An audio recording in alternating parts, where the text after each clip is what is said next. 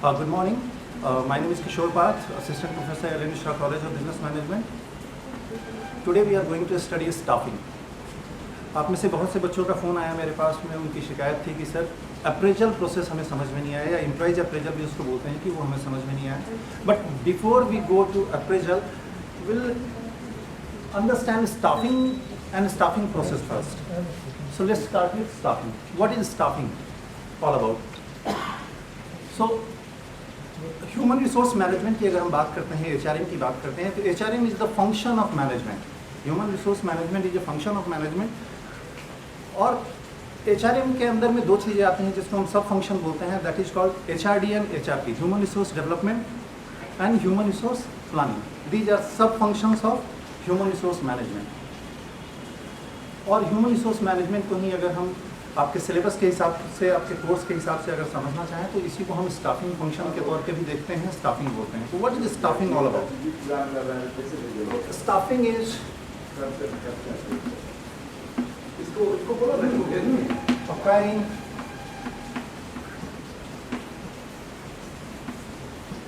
deploying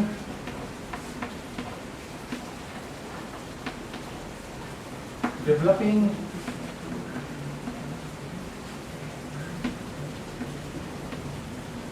remunerating training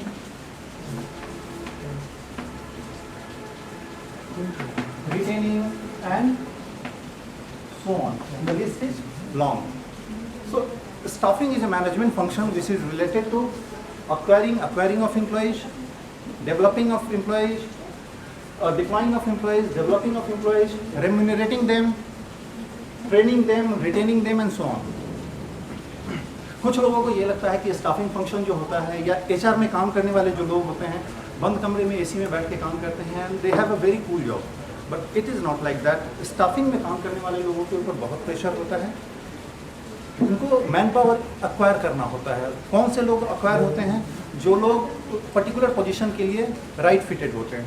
और लेकिन सबसे बड़ी जो रिस्पॉन्सिबिलिटी होती है एचआर फंक्शन की या स्टाफिंग की, that is all about retention. Employees retention उनकी एक सबसे बड़ी रिस्पॉन्सिबिलिटी होती है. अब एम्प्लॉयज़ रिटेंशन को हम ऐसे समझने की कोशिश करते हैं कि इंडस्ट्री में किसी भी ऐसी कंपनी की का इम्पोर्टेंस या उसकी इमेज अच्छी नहीं मानी जाती है जहाँ रेट ऑफ एट्रिशन बहुत ज़्यादा हो. रेट ऑफ एट्रिशन हम उस चीज़ को बोलते हैं जहाँ हायरिंग एंड फायरिंग का रेशियो बहुत ज़्यादा होता है, जहाँ जितनी तेज़ी से लोग आते हैं उतनी ही तेज़ी से लोगों को फायर कर दिया जाता है या निकाल दिया जाता है.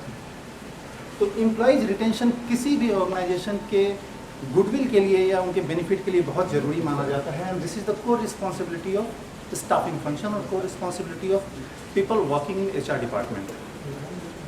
तो अगर आसान शब्दों में हम समझते हैं तो staffing function is a management process which is related to acquiring, deploying, developing, remunerating, उनकी सैलरी डिसाइड करना, कंपनसेशन डिसाइड करना, देना, उनकी ट्रेनिंग कराना, डेवलपमेंट प्रोग्राम्स कराना, उनका रिटेंशन करना. ये सारी चीज़ें जो करता है that is called staffing function. और आसान शब्दों में अगर हम स्टाफिंग को समझने की कोशिश करते हैं तो staffing is a process of getting right person at right position at right time. Getting right person, सही लोगों को लेकर आना, जो लोग उनकी क्राइटेरिया को फुलफिल करते हो, जो उनकी एलिजिबिलिटी को मैच करते हो, फॉर द राइट पोजीशन, जिस पोजीशन के लिए उनको हायर किया जा रहा है, एंड एट राइट टाइम, जब उनकी ज़रूरत है. तो in brief staffing is all about getting right person for the right position at right time. Now we'll understand the process of staffing.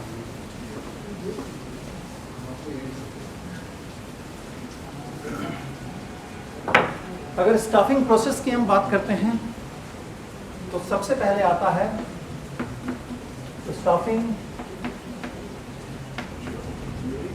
Process.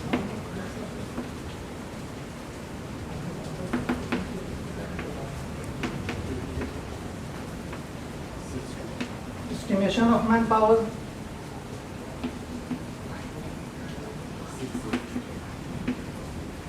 recruitment, selection,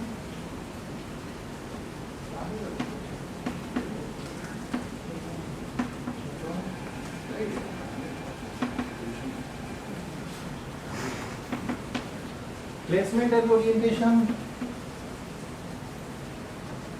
training,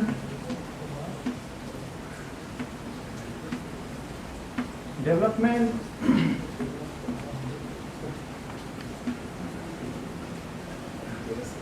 remuneration, transfer, promotion,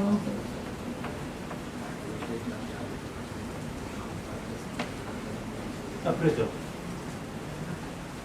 तो अगर हम staffing process की बात करते हैं तो ये सारी चीज़ें हैं स्टाफिंग प्रोसेस के अंदर हमें आती हैं, जिसमें सबसे पहले आता है आपका एस्टिमेशन ऑफ मैन पावर, फिर recruitment, followed by selection, placement and orientation, training, development, remuneration, transfer, promotion and appraisal. हम इसके बारे में एक ब्रीफ डिटेल अभी लेंगे, यहाँ पे एक समझने की कोशिश करेंगे इसको आसान शब्दों में। डिटेल्स में हम अगले लेक्चर्स में जाएंगे इनके बारे में जानने के लिए। तो सबसे पहले हम समझते हैं what is estimation of man power. Staffing process की शुरुआत ही होती है एस्टिमेशन ऑफ मैन पावर से। दो शब्दों से बना है, एस्टिमेशन, मैन पावर। किसी ऑर्गेनाइजेशन में सक्सेसफुली काम करने के लिए जो लोगों की आवश्यकता है उसको सही तरीके से एस्टिमेट करने की ज़रूरत होती है इस प्रोसेस में।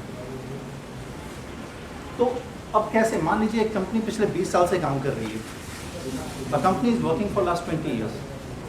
तो उस कंपनी में एक पर्टिकुलर टास्क को पूरा करने के लिए एक पर्टिकुलर डिपार्टमेंट में या प्रोडक्शन हाउस में उस काम को पूरा करने के लिए कितने लोगों की ज़रूरत होगी उस ऑर्गेनाइजेशन को। तो इसका जो एस्टिमेशन हम करेंगे तो हम कैसे करेंगे, क्या हमें 100 लोगों की ज़रूरत होगी, क्या हमें 50 लोगों की ज़रूरत होगी। तो 100 लोगों की जो ज़रूरत है ये इंस्टेंट ज़रूरत आपको नहीं देखनी है, इंस्टेंट रिक्वायरमेंट नहीं देखनी होती है। यहाँ आपको ये देखना होता है कि हो सकता है कुछ लोग यहाँ से स्विच कर रहे हो, किसी दूसरी कंपनी में जा रहे हो for better opportunity, for better salary. हो सकता है कुछ लोग ऐसे भी हों उस कंपनी में जो अंडर परफॉर्मर हों, जो सही तरीके से परफॉर्म नहीं कर पा रहे हों, जिनको कंपनी शायद फायर करने वाली हो। कुछ लोग ऐसे भी हो सकते हैं जो रिटायर होने वाले हैं। तो कितने लोग रिटायर होने वाले हैं, कितने लोग को आप निकालने वाले हैं, या कितने ऐसे लोग हैं जो कंपनी छोड़ के जा सकते हैं। इन सारी चीज़ों का जब एनालिसिस आप करते हैं और उसके बेसिस पे आप एस्टिमेशन करते हैं कि एक पर्टिकुलर टास्क को पूरा करने के लिए पर्टिकुलर ऑर्गेनाइजेशन में कितने लोगों की ज़रूरत और है, हम उसको कैसे पूरा करेंगे। This is all about estimation of manpower. तो जब एस्टिमेशन ऑफ मैन पावर हो जाता है, then the second stage of process comes in picture, that is called recruitment. Recruitment और सिलेक्शन तो एक साथ हम समझने की कोशिश करते हैं। What is recruitment and what is selection. आसान भाषा में, आसान शब्दों में हम अगर जानते हैं तो रिक्रूटमेंट को हम बोलते हैं बहाली या भर्ती। न्यूज़पेपर में आपने देखा होगा बहुत बार कि बहाली निकलती है, भर्ती निकलती है। तो रिक्रूटमेंट करता क्या है? रिक्रूटमेंट आपको मोटिवेट करता है कि आप एक पर्टिकुलर पोजीशन के लिए अप्लाई करें। तो रिक्रूटमेंट और सिलेक्शन को हमने एक साथ इसलिए रखा है क्योंकि हम इसके बेसिक डिफरेंस को समझने की कोशिश करें। Recruitment is a positive process and selection is a negative process. Why it is so? जबकि सिलेक्शन लगता है कि पॉजिटिव प्रोसेस होना चाहिए। रिक्रूटमेंट को पॉजिटिव प्रोसेस इसलिए कहते हैं क्योंकि जब आप न्यूज़पेपर में एक वैकेंसी देखते हैं या जब आप यहाँ से कॉलेज से MBA पास करके निकल जाते हैं तो होता है कि बहुत से बच्चों का सिलेक्शन कैंपस में हो गया, आपका मान लीजिए नहीं होता है। आप न्यूज़पेपर में जॉब सर्च करते हैं और एक जॉब आपको 1 महीने के बाद में दिख जाती है कि पर्टिकुलर एक जॉब निकली है जहाँ MBA फ्रेशर्स आर रिक्वायर्ड। अभी आपको जॉब मिली नहीं है, 1 महीने के बाद में एक ऐसी वैकेंसी आपको मिली है जो आपके लिए एक प्रोस्पेक्ट दिखता है।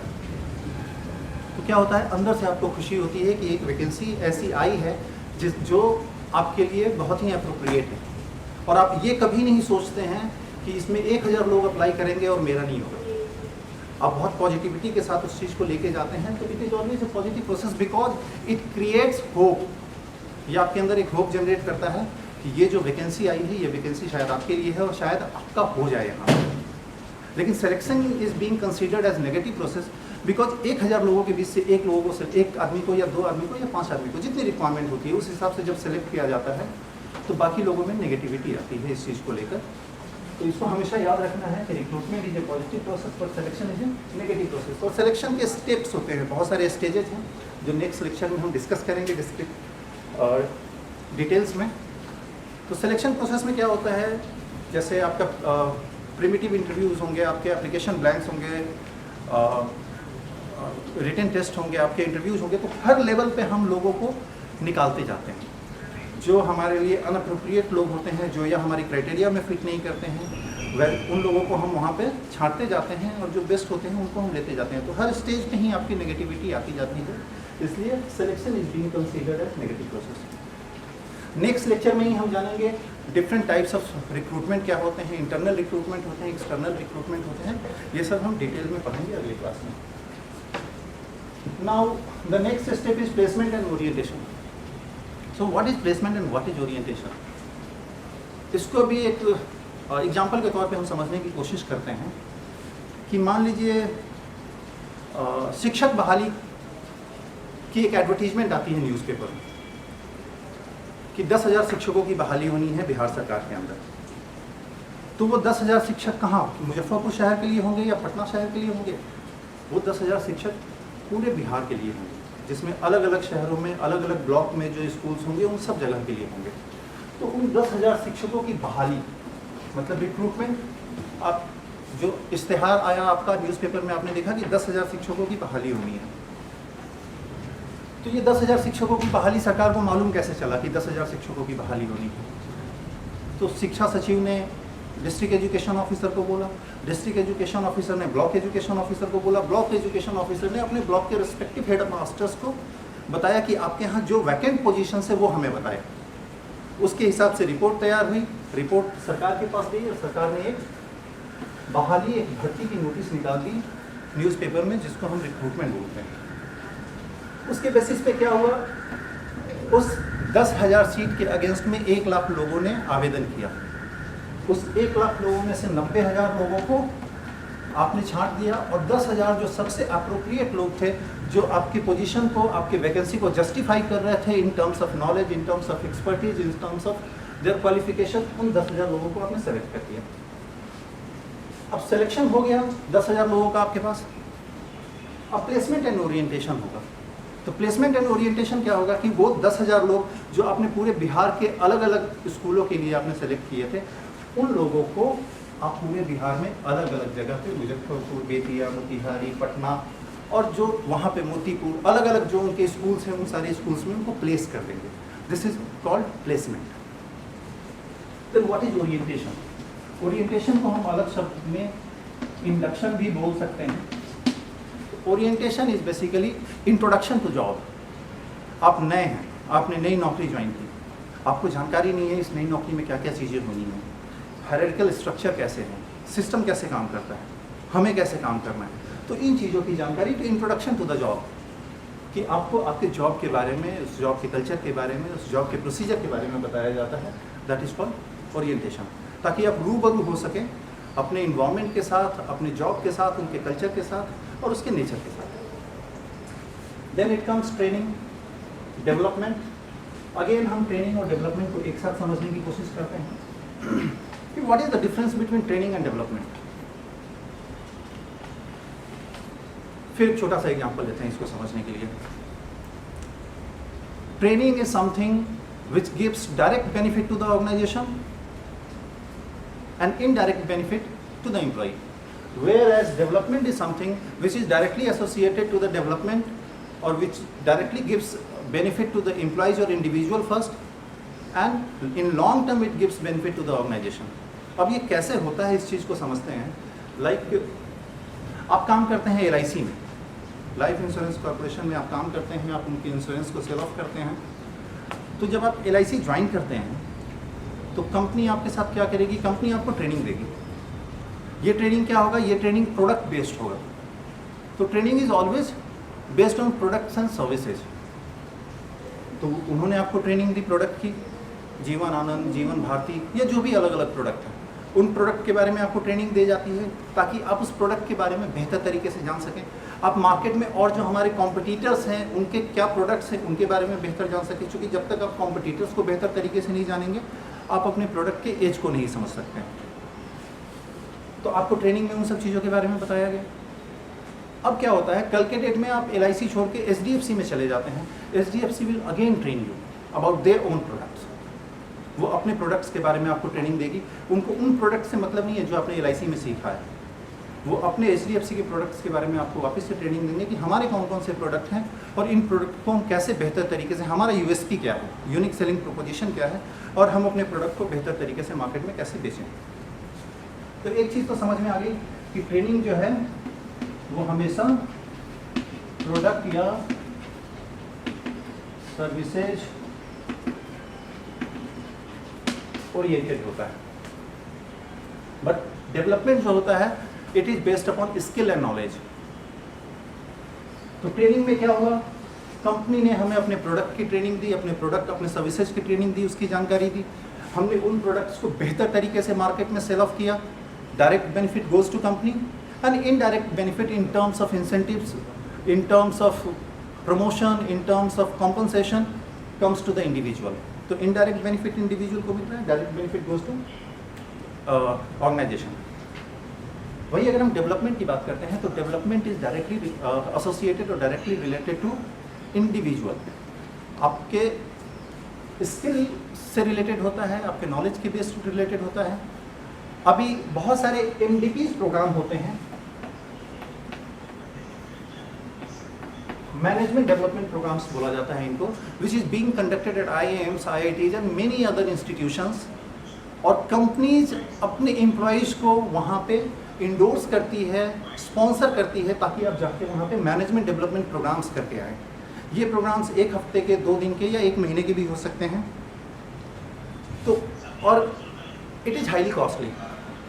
तो कंपनी कौन से एम्प्लॉयज़ को वहाँ पे भेजती है, वो कौन से एम्प्लॉयज़ होंगे जिनको कंपनी भेजेगी मैनेजमेंट डेवलपमेंट प्रोग्राम्स करने के लिए या डेवलपमेंट कोर्सेज करने के लिए?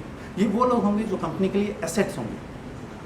अब एक दूसरी चीज़ और यहाँ पे समझने की कोशिश करते हैं, ट्रेनिंग एंड डेवलपमेंट के अंदर किसी भी ऑर्गेनाइजेशन में काम करने वाले जो ह्यूमन रिसोर्स होते हैं या जो लोग होते हैं, उनका कैटेगराइजेशन हम 2 तरीके से कर सकते हैं, एसेट एंड लायबिलिटी। कंपनी में 2 ही तरीके के लोग काम करते हैं, या तो वो कंपनी के लिए एसेट्स हैं या वो कंपनी के लिए लायबिलिटीज हैं। तो अगर आप लायबिलिटी हैं इन एनी सेंस तो आपको ट्रेनिंग की ज़रूरत है, और अगर आप एसेट हैं उस ऑर्गेनाइजेशन में किसी भी सेंस में तो आपकी डेवलपमेंट की बात होती है। चलिए, that is all for today. Next class में हम बाकी चीज़ों के बारे में जानने की कोशिश करेंगे, एंड आई होप आप इसको जो नोट्स आपको प्रोवाइड किए गए हैं उनको बेहतर तरीके से देखने की कोशिश करें और पढ़ने की कोशिश करें। Thank you very much for today.